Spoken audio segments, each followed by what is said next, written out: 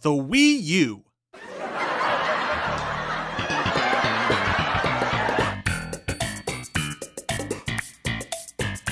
No, there's more to this video than that, but what more is there to say about the Wii U? The console has been a joke in gaming circles for over a decade now, and YouTube's already full of videos talking about it. Since the console's initial announcement, many have looked at the Wii U with scorn, complaining about the lackluster game support, the clunkiness of the user experience, and simply not liking the overall concept. Many people had these same thoughts, as the Wii U ended up becoming Nintendo's worst-selling console not named Virtual Boy. However, some people have reevaluated the console, and many are now calling it an underrated gem. Personally, I was obsessed with the Wii U when it first came out. I find the gamepad concept to be ingenious, and Nintendo released some of their best games ever on that system. But unfortunately, Nintendo was never able to fix some of the console's biggest flaws, and it ended up ruining their reputation in the end. It's interesting to see how Nintendo ended up going from their highest high to their lowest low seemingly overnight. How did the Wii U end up this way? Well, there are many reasons, and it's certainly one of the more interesting console stories to hear about. Now hopefully I'll get this video out before Scott the Woz beats me to the punch again. I have an idea! It's 2011, and Nintendo's in a bit of a pickle. Although the Wii was a massive success, its star power was beginning to wane. Microsoft was getting traction with its Kinect sensor, and it made the Wii look obsolete. Worse still, cheap smartphone gaming was also taken away from Nintendo's casual base, which was showing in the lackluster sales of the 3DS at the time.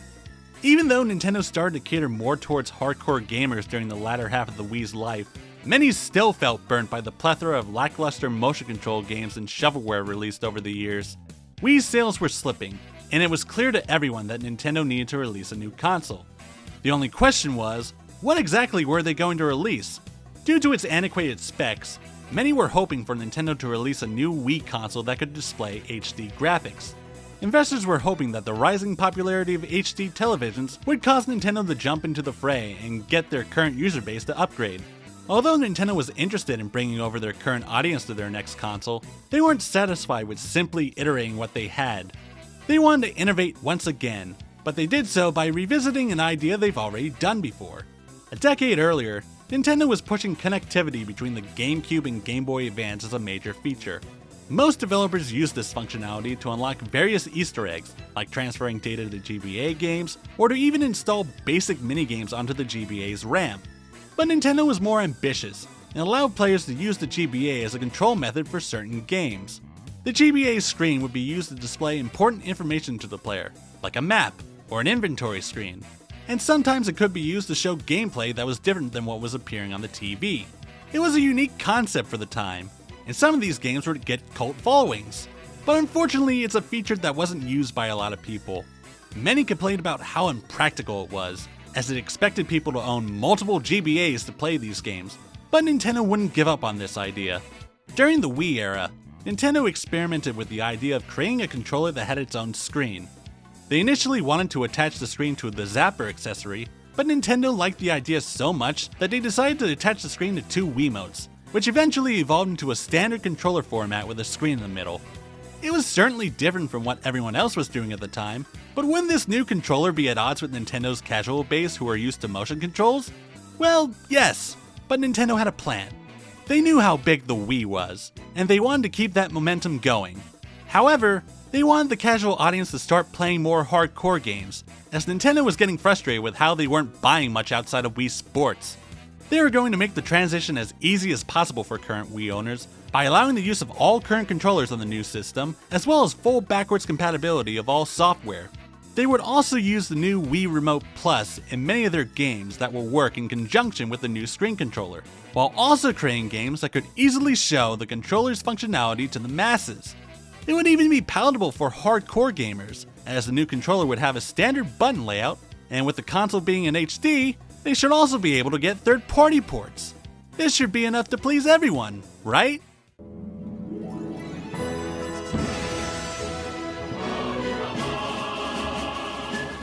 Early in the year, Nintendo revealed that they were making a new console. Rumors had already leaked beforehand, even revealing information about the new touchscreen controller. Many people were excited to see Nintendo head into a new direction, but there is still a lot of skepticism due to the Wii's barren support by this point, as well as the lackluster launch of the 3DS. At E3, Nintendo made their full reveal, but problems could already be seen by uttering these words. Welcome to the world of Wii U. PU, man. Awful. PU. Save it. That's 480 PU. Yeah, that name wasn't the greatest. It made it sound like an ambulance that was putting the console on life support already.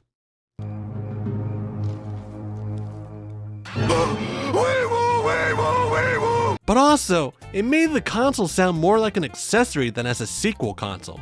Nintendo had already released a bunch of accessories with the Wii moniker, like the Wii Balance Board, Wii Motion Plus, Wii Classic Controller, and even a Wii steering wheel, so it seemed like the Wii U was yet another accessory for the Wii.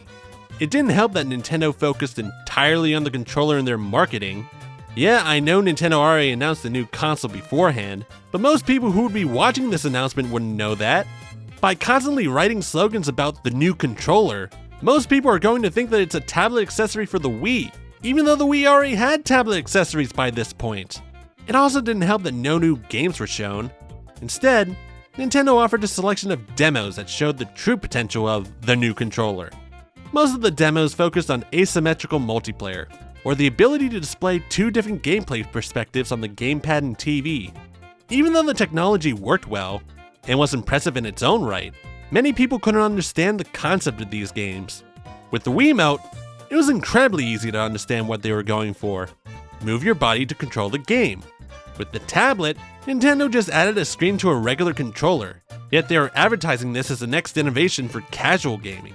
Instead of making games simpler like with motion controls, it only made games more complicated, to the point where even hardcore gamers couldn't understand it.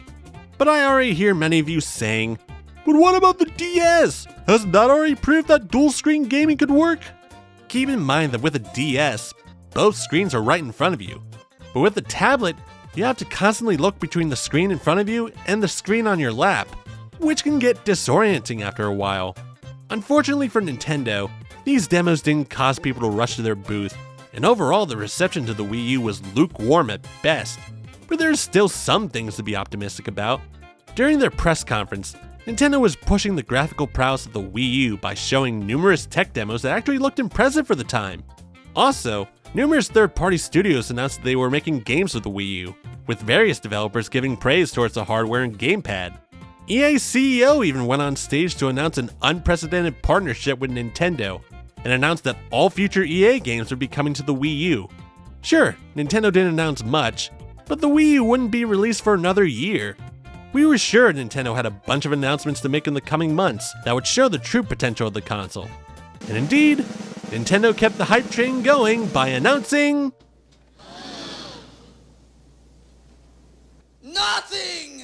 Absolutely nothing!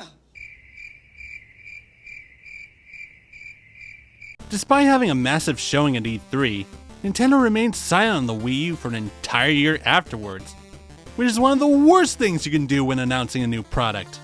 Granted, Nintendo might have been busy pushing the fledgling 3DS at the time, but it's still weird that Nintendo made a big push for this system while not following up with any sort of hype. Due to its lackluster showing, many people will end up forgetting about the Wii U after a while, but it only left the Nintendo diehards wanting more. With the lack of announcements, leaks would start spreading, and unfortunately not many of them gave good news. On GamesIndustry.biz, a game developer who was verified to be working on a Wii U game talked about the power of the system. Many were hoping for the Wii U to be a massive upgrade when compared to the current HD consoles, but the developer revealed that wasn't the case. In fact, they revealed the Wii U was actually weaker than the current consoles, and that developers were having a hard time porting games to it. Many were shocked, many were surprised, and many didn't want to believe it. How was it possible for Nintendo to release a console 7 years after the competition that was even weaker? These rumors couldn't be real. Could they? Unfortunately, these rumors ended up true, and developers even had a more difficult time than what these rumors were portraying. A few years after the Wii U launched, Eurogamer released an article talking about a developer's experience with the console during its early days. They talked about how Nintendo was pushing the Wii U as a low-powered console that would be quiet enough to not annoy mom, and was pushing the idea of the gamepad. Many developers were interested in the concept, but they were worried about the low-powered console part. Despite their interest in appealing to more hardcore gamers, Nintendo still wanted to cater to the Wii's casual base. They wanted that new audience to feel right at home on the Wii U, having all of their Wii games work in the system, and to even have the console housed in a similarly sized case of the original console. They experimented with some different CPUs for the system, but they ended up overheating in the cramped shell, so they decided to make the system less powerful. Since they also wanted backwards compatibility, Nintendo came up with a brilliant idea. Let's just use the Wii's CPU. You what? Yes, indeed. Let's use a CPU from 2006, which was based on a CPU from 2000, give it 2 extra cores and a clock boost, and call it a day. That'll work perfectly. What's that? Developers are complaining that the CPU is too weak for current-gen ports? Well, let's just throw in a modern GPU to compensate. That should help, right? Wrong! Well, yes, the Wii U's GPU was more modern than what the 360 and PS3 offered, but that CPU was way too much of a bottleneck for most developers to work with. Many games still relied heavily on the CPU for various computations, and because it was significantly weaker than current consoles, it made porting games difficult for the system. To make matters worse, developers also needed to take the gamepad into consideration. Developers would need to render 2 different screens for their games, which would eat away at the limited specs of the console. Nintendo didn't help in making the development process any easier. Many of the dev kits Nintendo sent out were a pain to use, where developers needed to wait an incredibly long time to get anything done on them. Nintendo would release numerous revisions of their dev units with various changes to the hardware, but they were still missing important features that developers need to make games, such as the online netcode. This made development even harder as it left developers guessing as to what hardware features they should support. Worse still, if developers needed to ask questions about the hardware, they had to wait a long time before they received any response from Nintendo. There weren't any Western devs on staff, so developers needed to send a response to Japan, have it translated, and then Nintendo needed to translate their response in English, which was usually hard to understand, and send it back. This process usually took a week, which was an incredibly long time when you needed to get your game out by launch. Even when developers had the opportunity to talk directly with Nintendo staff about the console, it wasn't much help. Many devs tried to compare the Wii U to other consoles, but they would immediately get shut down, saying that nobody at Nintendo used those other consoles, so it was pointless to compare it to them. Stupid! You're so stupid! So yeah, development for the Wii U was an absolute shit show. Developers were beyond frustrated with working on the console, and Nintendo barely did anything to help them out. From this experience alone, it caused many devs to swear off making another Wii U game, and the console didn't even launch yet. But hey, Nintendo never had good relations with third parties. I'm sure Nintendo focused on their own teams like they usually do, and I'm sure they're going to show off a bunch of great titles for the system, right? So 2012 was a hell of a year. The world didn't end, but it certainly felt like video games were dying. Many of the biggest games released that year ended up as disappointments, but at least we had some awesome indie titles. That year's E3 didn't help much either, as nobody had anything to show outside of more Kinect games and Wonderbook. It seemed like everyone was biding their time until the new consoles came out. Speaking of which, Sony and Microsoft were going around to other developers showing off their new consoles, and most of them were impressed with what they saw. Secretly, they'd been working on new titles for these consoles, but nothing would be revealed until next year. This year would be Nintendo's year, as they were the only ones releasing a new console. It's been a year since we've heard anything about the Wii U, and everyone was excited to see how Nintendo would start the new generation of consoles. Unfortunately, we ended up with this.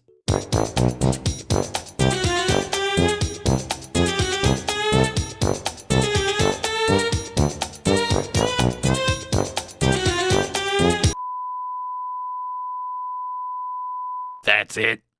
That's the E3 conference? That's a bunch of late ports! Let's just say Nintendo's E3 conference was not worth the wait.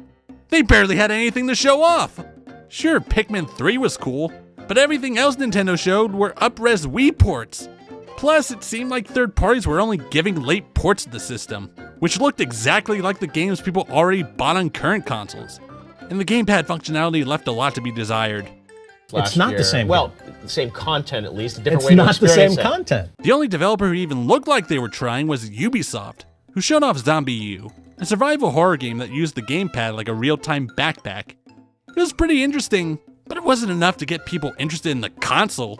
Worse still, Nintendo doubled down on those demos they showed last year by packing them all together in Nintendo Land. Look, I actually like Nintendo Land, but it was no Wii Sports. Wii Sports was a game that was easy to understand. You get to play sports using your own body. With Nintendo Land, they tried to mix a bunch of ideas together under the guise of Nintendo nostalgia, and it was confusing for who this was for. The majority of the Wii's user base would have no nostalgia for most of the games shown, and Nintendo fans would be more insulted that Nintendo gave us this instead of an actual F-Zero game. The people who mostly played Wii Sports wouldn't be interested in a game that mixed standard button controls with a tablet, and the Nintendo diehards wanted something with more depth than this. It was essentially the worst of both worlds, which is going to be an ongoing theme once the system launches. Overall, Nintendo's E3 conference was a bust. Most gamers and journalists weren't impressed with what Nintendo was showing, and it didn't give many people a reason to pick one up. But the Nintendo fans were still hopeful that Nintendo would surprise us with something cool for launch. This couldn't be all they had, right? 17 months after its initial reveal, the Wii U would finally launch on November 19th, 2012 in North America. Nintendo offered a white console with 8GB of storage for $300, and a deluxe black console with a whopping 32GB of storage and Nintendo Land for $350. Keep in mind that by this point, you could get a PS3 or Xbox 360 with 500GB of hard drive space and a ton of games for around the same price. And based on impressions from early adopters, you were better off buying one of those consoles instead. Some people were annoyed with the system as soon as they turned them on. As I said earlier, the development of the Wii U was a bit of a shit show. It was such a shit show that apparently they weren't able to finish all the features in time, and they would require users to update their system before the console was fully functional. This is pretty normal now, but back then it was unheard of. I remember when I first got my Wii U around launch. I wasn't actually interested in getting one at the time, but I ended up winning one from Burger King, so yay me, I guess. Anyway, I did the initial startup and then I went to connect my console to my router, and no matter how many times I tried, the thing wouldn't connect. By some miracle, I was finally able to connect to my router and download the update, but it was still a pain in the ass. Unfortunately, that pain would continue as you start using the console. The UI was incredibly sluggish. It took a long time to load anything, whether it was games, the eShop, or even accessing the system settings.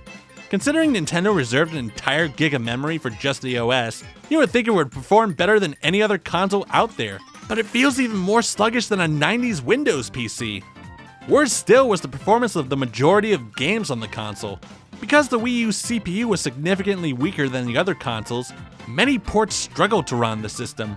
You'd think a brand new system would easily outperform their older contemporaries.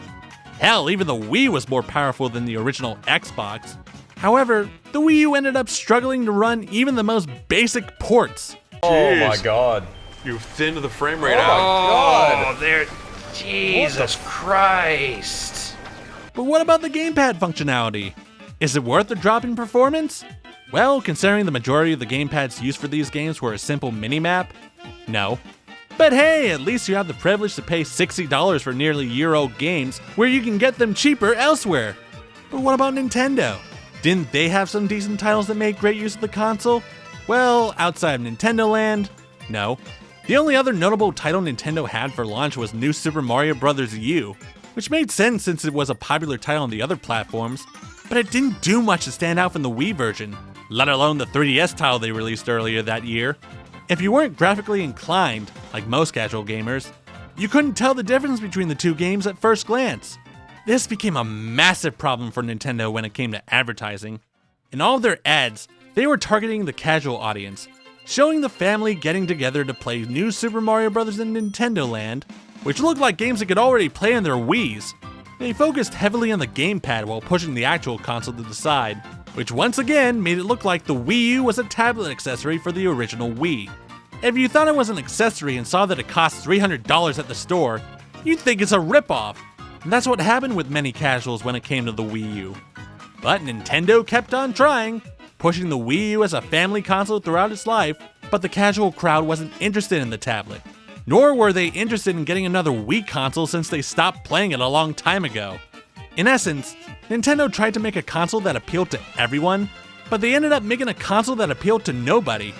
Casual gamers weren't buying because there wasn't anything they couldn't already play on their Wiis, and they weren't interested in the gamepad. Hardcore gamers weren't interested because the console wasn't even powerful enough to beat a 7-year-old console. And also, they weren't interested in the gamepad. Nintendo put all their bets on the new controller, and it ended up being more of a hindrance than a selling point, which is weird because it's the best part about the Wii U. Alright, we're about 20 minutes in and I finally get to talk about this thing. The Wii U gamepad was essentially a standard controller with a 6.2-inch resistive touchscreen in the middle. It might look huge and a bit clunky, but when you hold it, it's actually quite comfortable. The gamepad is surprisingly light, since all the graphics are being streamed from the console, and ergonomically, the tablet molds comfortably in your hands. All the buttons and analog sticks are easily accessible, besides maybe the bumpers, and although the main buttons may be a bit mushy, they feel perfectly fine to use. You could even use the controller as a TV remote if you want, which was actually pretty useful since you didn't need to shuffle different remotes around. Sure, it could have been better if they used a capacitive touchscreen, but it was still functional enough. The most surprising thing about it was its streaming technology, which worked incredibly well. There's barely any lag when using the screen, and although the image may be blurry by today's standards, it's still clear enough that you can enjoy playing games on it. Games like Nintendo Land were fun, but the real selling point was off-TV play. You can play most games entirely on the gamepad, effectively making it a handheld. Granted, the stream range wasn't very long, generally dying out if you were more than 10 meters away, but it should be fine if you lived in a small apartment or dorm room. If it wasn't to your liking, there were other options, despite many of the system's features effectively requiring it. You can use all accessories from the original Wii, and even use a standard Pro controller, which in my opinion is one of the most comfortable controllers ever. But even still, the gamepad was serviceable enough for most people. The Wii U came out at the perfect time in my life. I was starting college and living in the dorms, getting used to having a roommate, and trying to find a good time to get some gaming in. Generally, I slept later than my roommate, so I needed something that wouldn't disturb him, and the Wii U fit that bill perfectly. As well as a certain handheld, but that's a story for another day. I could play on the gamepad at night and be perfectly content. I could check out and post on the Miiverse and play people online using a system that was pretty good by Nintendo standards. Even compared to now, I could still play a bunch of virtual console titles, and hey, I can still play my Wii games while I wait for new games to come out. In all honesty, the Wii U was the perfect console for me. It just needed games. The only problem was the Wii U would never get the titles it needed.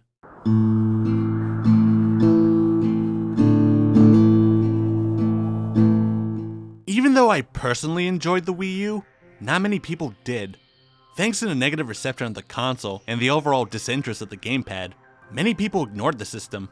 Although initial sales were decent, it ended up selling worse than its competitors during the holiday season, and only barely being out its predecessor. Within the next few months, sales of the Wii U went from bad to absolutely abysmal. Software sales were also terrible since there were no major Nintendo titles available outside of New Super Mario Bros. U. In the past, many third-party developers complained Nintendo titles would hog the spotlight in their consoles, so Nintendo decided to go low-key with their launch titles and give third parties their time to shine.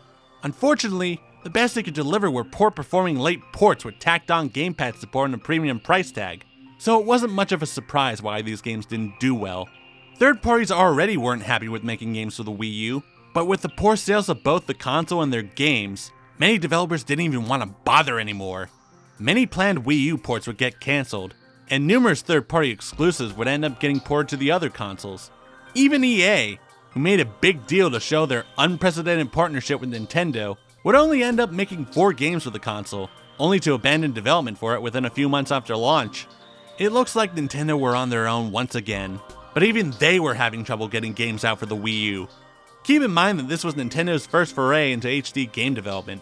Over the last generation, many developers struggled to adjust to the larger scope, greater technical prowess, and the larger budgets needed to make HD games, and it ended up killing nearly half of all major developers of the time.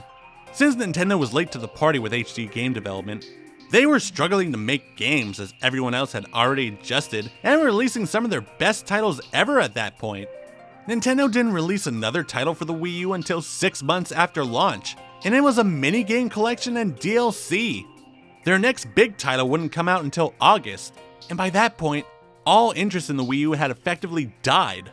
Around the same time the Wii U was crashing and burning, Sony and Microsoft officially revealed their new consoles, to the joy of gamers everywhere. For one of them at least. These consoles were significantly more powerful than the Wii U, and they had all the third parties supporting them. For most people, the Wii U wasn't even in the conversation in the next console war, and when it was brought up, it was mostly used as a punchline. These consoles would fly off shelves when they first launched, while Nintendo needed to buy back unsold Wii U consoles around the same time. By the end of the year, things were looking bleak for Nintendo. They were losing money for the first time in their history thanks to poor Wii U sales and disappointing 3DS sales. The Wii U was doing so bad that many were calling it Nintendo's Dreamcast, and many were calling for Nintendo to go third party right then and there. However, there was one bright moment for Nintendo in 2014. It turned out many developers were having trouble making games on the new hardware, as many games were shipping out with bad bugs or were in unplayable states. 2014 would go down as yet another year filled with disappointing games, unless you owned a Wii U, because my god Nintendo was killing it. Nintendo finally figured out how to make HD games, and they were delivering them in droves. Super Mario 3D World, Donkey Kong Country Tropical Freeze, Mario Kart 8, Hyrule Warriors, Shovel Knight, Bayonetta 2, Captain Toad, and even a new Super Smash Bros. Game that wasn't a huge disappointment. The Wii U was killing it with games during that entire year, while the more powerful systems were dealing with a ton of disappointments at the time. If there was any time for Nintendo to make a comeback, it would have been this year. But unfortunately, the Wii U's bad reputation hindered any chance of these games making any difference, and the Wii U still couldn't sell. If Mario Kart couldn't save the Wii U, nothing will. By 2015, the Wii U was effectively dead. Sure, Nintendo continued supporting the Wii U by delivering the games they had already announced by that point, but it was clear Nintendo had given up on the system. Nintendo continued to hemorrhage money, and they needed to come up with a contingency plan if they wanted to save the company. They did this by announcing they'll start making mobile games, releasing a bunch of collectible figurines, and even created a new quality of life department to make health electronics. Things were rapidly changing for Nintendo, especially when their CEO, Satoru Iwata, suddenly passed away due to complications with a bile duct tumor. With a failing gaming business and their leader gone, Nintendo was in the worst position in their history, and they were scrambling to figure out how to save the sinking ship. Despite all the odds against them, they still made one last push in the gaming business by announcing another console, codenamed NX, which they hoped would correct the errors they made with the Wii U.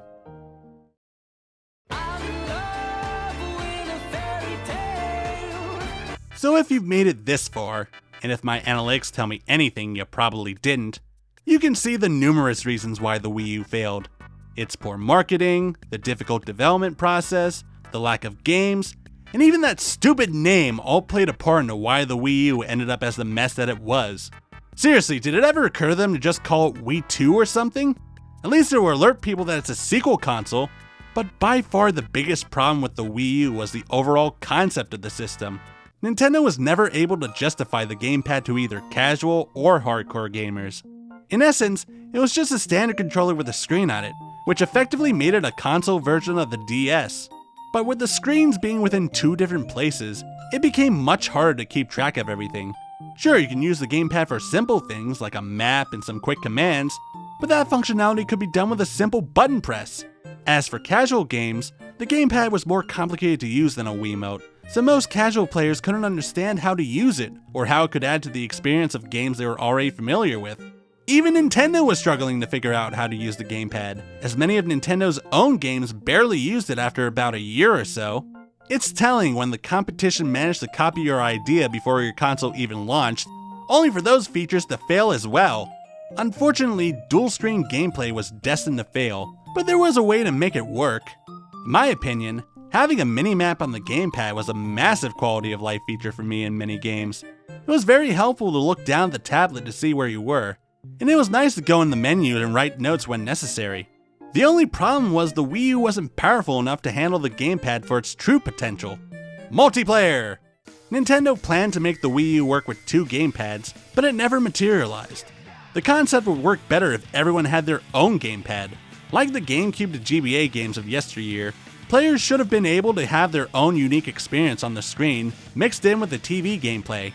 And there could be many potential games that could work with this idea. Hell, we're seeing a ton of them now as more games are using smartphones as controllers. Hey, there's an idea!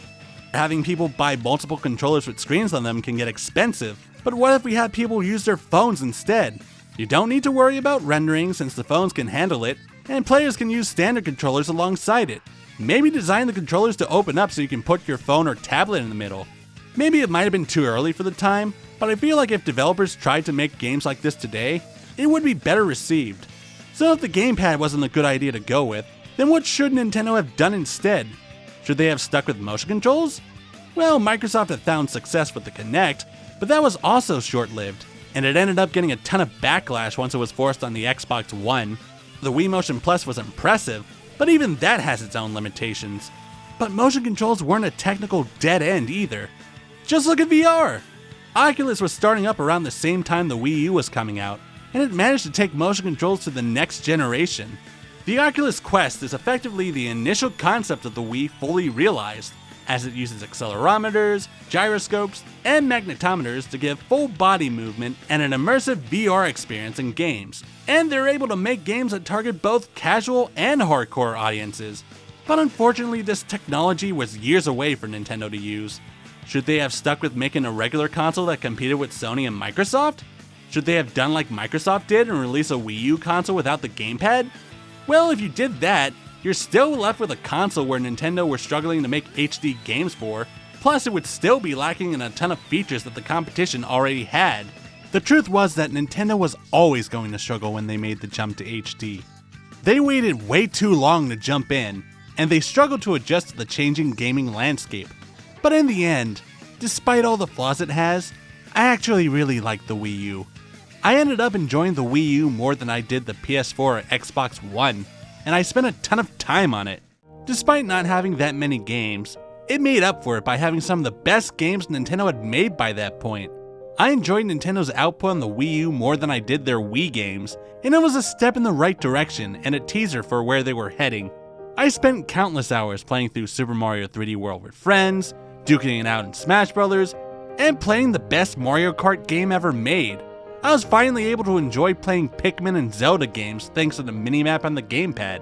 It was great to use the touchscreen to make Mario levels in Super Mario Maker, and Splatoon was the best shooter that I've played in years, showing me just how much better gyro controls were for aiming. And I'm not the biggest fan of character action games, but Bayonetta 2 was pretty great. There are even some great third-party games that are still best played on the Wii U after all these years. Despite all the negativity the Wii U received at the time, I still remained a huge fan of the console. It served me well during my college years, and it helped me bond with friends that would eventually lead to the creation of the Break Room, which you should totally subscribe to, by the way, and follow us on Twitch. From the Nintendo games, the Miiverse, the plethora of indie titles, and especially that off-TV play, there was a lot for me to love about the Wii U.